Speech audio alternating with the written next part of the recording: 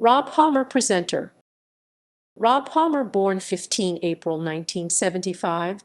He is best known for presenting the Do-It-Yourself segments on several lifestyle programs on the Seven Network. He is currently a presenter on 107.7 Triple M Central Coast. Career.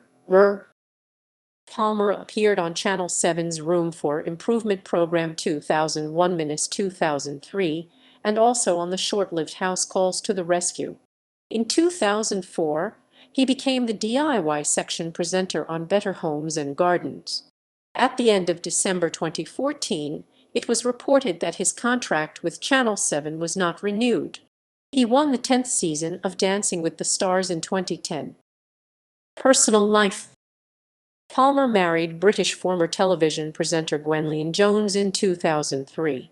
As of December 2014, they have one son and two daughters. He has type 1 diabetes, diagnosed when he was aged 7. Grew up in the Hills district of Sydney, NSW. Attended St. Michael's Catholic Primary at Bauckham Hills. High School, King's School. References ==